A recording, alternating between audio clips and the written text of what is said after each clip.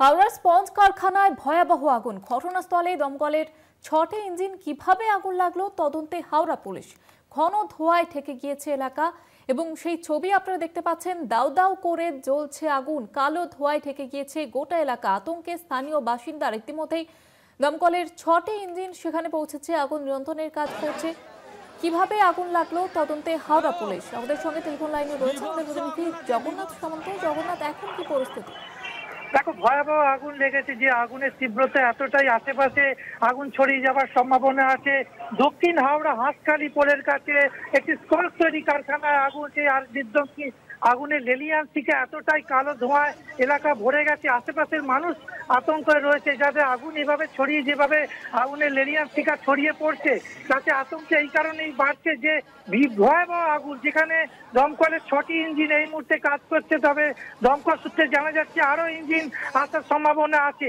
আগুনের তীব্রতাটা এতই যে আশেপাশে মানুষ যেতে পারছে না এবং আশেপাশে যেসব বাড়ি রয়েছে সেখানে খালি করে দেওয়া হচ্ছে এবং মানুষ আতঙ্কের মধ্যে রয়েছে। কিভাবে কারখানা আগুন লেগেছে সেটা না জানা গেল, তবে স্পঞ্জ তৈরি কারখানা প্রচুর দাহ্য পদার্থ অর্থাৎ কেমিক্যাল মজুদ রয়েছে। সেই কেমিক্যাল ড্রামগুলি একের পর এক ব্লাস্ট করছে এবং আগুন ছড়িয়ে পড়ছে। এই কারখানা পুরোটা গ্রাস করে নিয়েছে। আগুনের লেলিয়ান শিখা দাউ দাউ করে জ্বলছে কারখানাটি।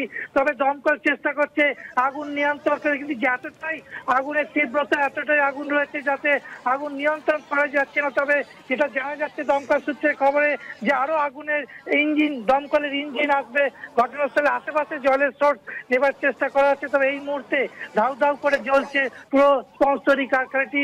6টি ইঞ্জিন একযোগে কাজ করছে। আরো ইঞ্জিনের সংখ্যা আসছে, যাতে আরো ক্ষয়ক্ষতি না হয় এবং মানুষজন যাতে ক্ষয়ক্ষতির মুখে না পড়ে এলাকা ফাঁকা করে দেওয়া হচ্ছে। এবং তুমি জানো, আন্দুল রোড ব্যস্ততম রোড, সেখানে যাতে দমকলের গাড়িগুলি আসতে পারে ঘটনাস্থলে, তার জন্য আন্দুল রোড খালি করার জন্য স্থানীয় বাসিন্দারা আবেদন করছে। ঘটনাস্থলে বিশাল পুলিশ বাহিনী, যাতে আরো প্রতিকূল ঘটনা না ঘটে এলাকা ঘিরে দেওয়া হচ্ছে। তবে এই মুহূর্তে বিধ্বংসী আগুনে গ্রাস করে নিয়েছে এই স্পঞ্জ তৈরি কারখানাটা।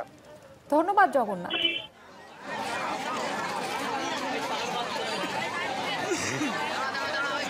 আমাদের অপর প্রতিনিধি অরিত্র ঘোষ রয়েছে আমাদের সঙ্গে টেলিফোন লাইনে।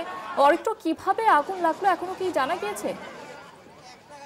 দেখো, হাওড়া আন্দোলন রোডের পাশে হাঁসখালি পোল এলাকায় পরপর দুটি স্পঞ্জ তৈরি কারখানায় বিধ্বংসী আগুন।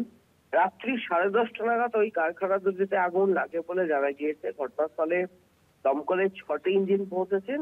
দমকলের কর্মীরা আগুন নেভানোর কাজ করেছেন। তবে অগ্নিকাণ্ডের এই ঘটনায় এখনো পর্যন্ত কোনো হতাহতের খবর নেই।